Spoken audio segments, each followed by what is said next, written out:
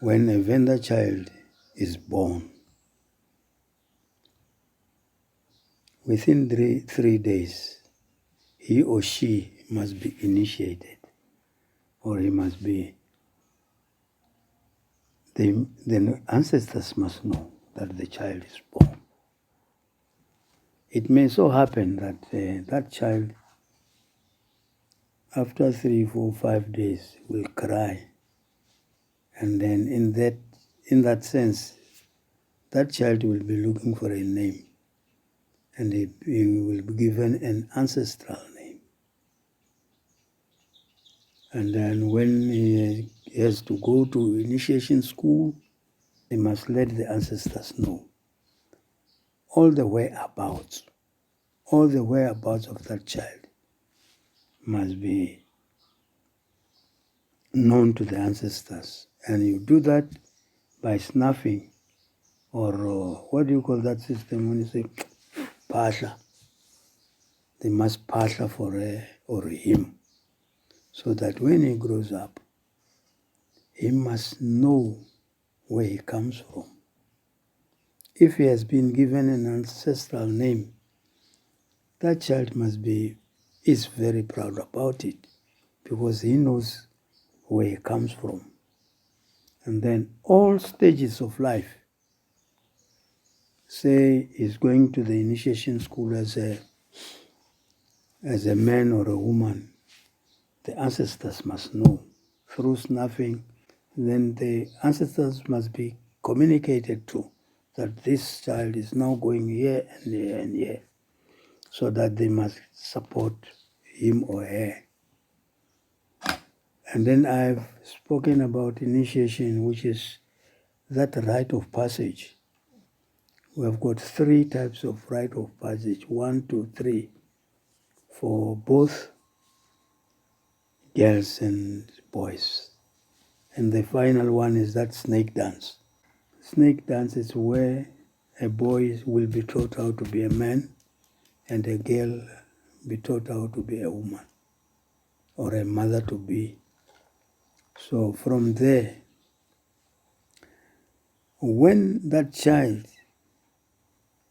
has with her or him the gift of being an inyanga, that will be discernible from youth. There will be good signs that this one is going to be an inyanga or is an inyanga. And then when the time comes, 2 things will happen. First thing is they will get somebody that must initiate him to be an inyanga.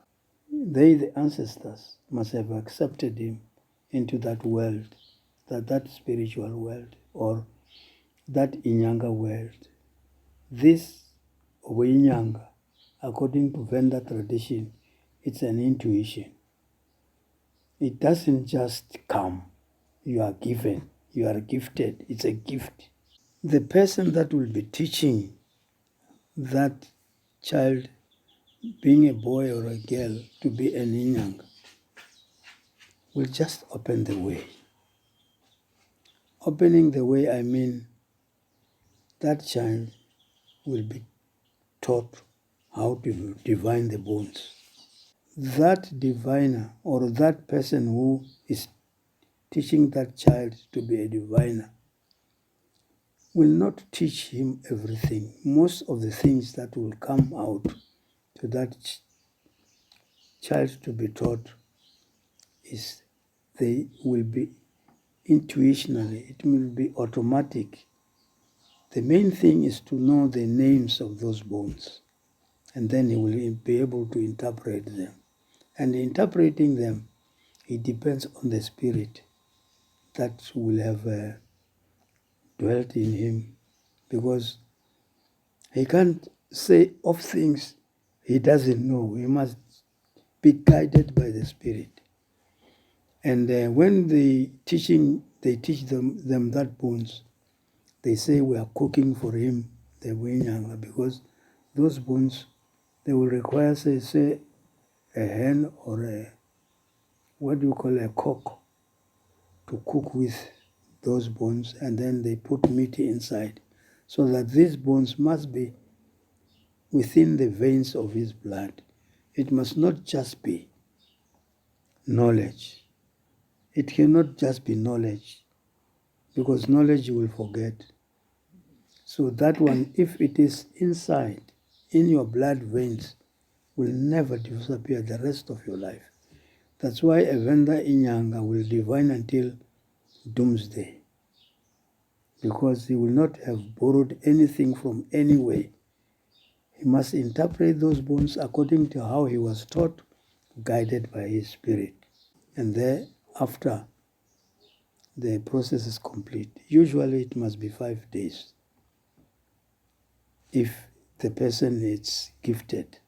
And it may take, say, 2 or 3 weeks if he's not so much gifted, because in every discipline, they are slow learners.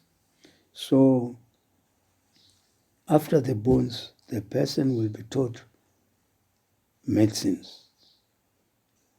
The herbs, we go and dig with him, showing him and guiding him. But it will not be the only guiding.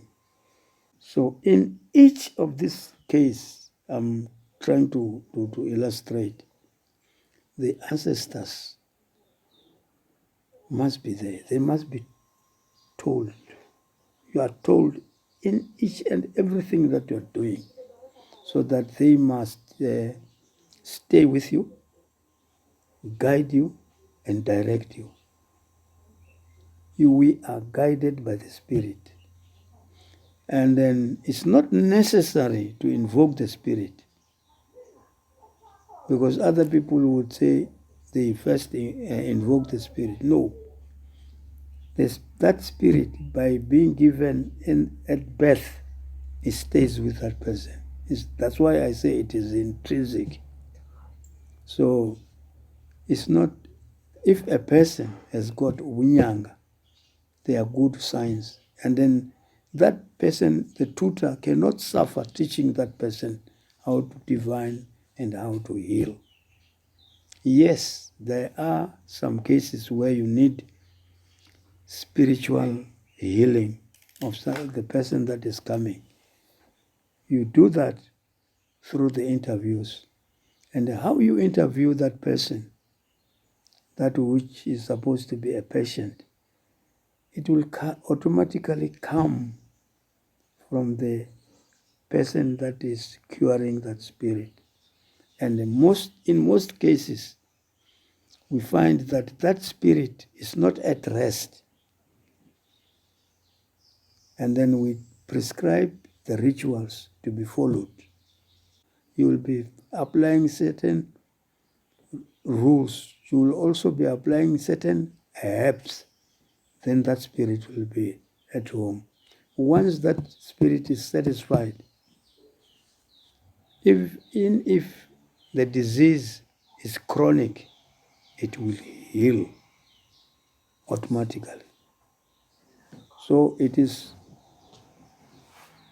not only healing with herbs, it's also spiritual healing. Mm-hmm. According to Venda, if you want to heal somebody effectively, you must be able to detect his angel, his Uzlaki, that one which has guided him from youth or ever since birth.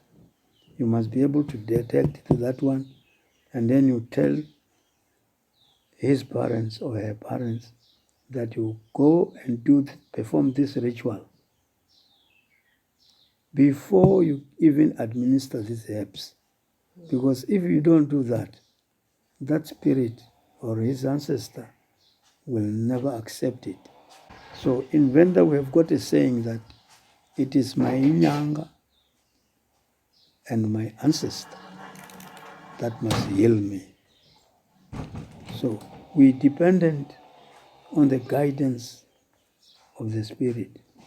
And there is an idea that has come out now that the herbs are sold. I have never seen such herbs being effective, because they would have passed a lot of hands. Some of those people are bad. I should not handle herbs. So you buy that herb, you apply it to somebody, it cannot be effective. So what weakens our ancestral connection is the so-called Western civilization. Civilization should not mean that we have to be detached from our ancestors.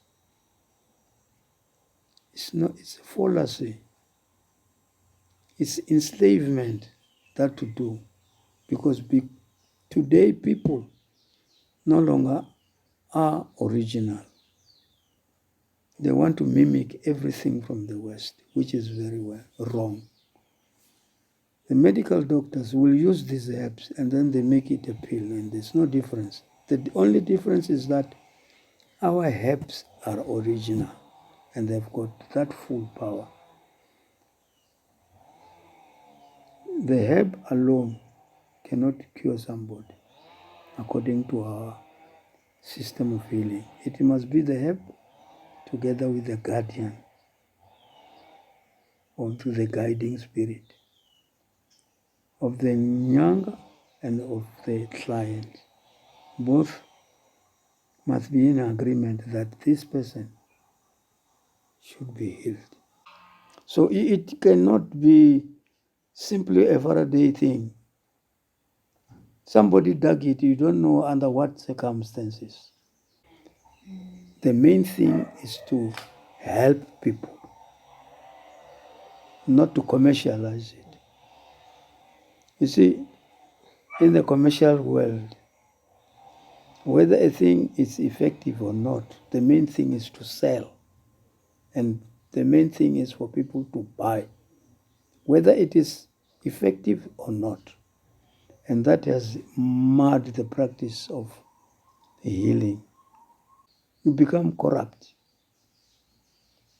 in that you will just be working for money and not for healing. A healer must not source a lot of money from the client. Must just say, okay, for me to have divined, I want 200 rand. For my medicine, I want 100 rand. If you are cured, you will decide what to give me. That is proper healing. The ancestors accept that. But if you commercialize, things get distorted by commercializing, if you understand what I mean. We're speaking commercializing, and it's unfortunate that we cannot modernize without commercialization, or we cannot commercialize without modernizing. It's just goes hand in hand. It can't work without the other. You can't modernize because, for instance, my guardian is more than 200 years. And what he used to practice then, I must follow that. Curing people, divining people. And that was not in the market. It was purely to help people. I helped them psychologically, physically, and spiritually. That was his work. He never thought of commercialization. Commercializing is a foreign word that came into to spoil the Africans. Because according to Ubuntu, a person is a person because of other people. What did that mean? You respect him, you help him, you protect him when necessary, you feed him if necessary. Not necessarily that he has paid money or what. Without any payment, you must help that person. That is Ubuntu. And I know for a fact that my forefathers lived well because there was no commercialization. What was there was living together in harmony. You must be peaceful, respectful, and loving. That is Ubuntu. And if you want to go out of Inyanga, commercialize, then you will see that things will not work the way you want, or else you will be guilty of robbing people. Could you please touch on the land situation, how you view that, how the land situation affects the multi sourcing, Okay. or how we find ourselves with Faraday's? Today, most of the land is not in black hands. So all those places or locations where certain types of herbs were are controlled by whites, and you cannot go there. And that is a big obstacle.